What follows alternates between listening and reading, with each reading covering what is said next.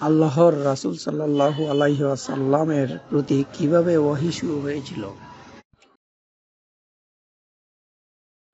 এই মর্মে আল্লাহ তাআলার বাণী, নিশ্চয়ই আমি আপনার প্রতি সেরূপ ওহী প্রেরণ করেছি যেরূপ নূহ ও তার পূর্ববর্তী নবীদের প্রতি ওহী প্রেরণ করেছিলাম।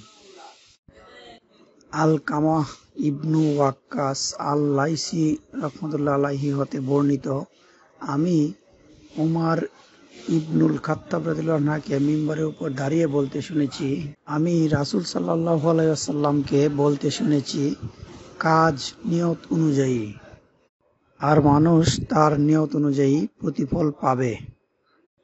তাই যার হিজরত হবে ইহকাল লাভের অথবা কোনো মহিলাকে বিবাহ করার উদ্দেশ্যে, তবে তার হিজরত সেই উদ্দেশ্যেই হবে যে জন্য সে হিজরত করেছে।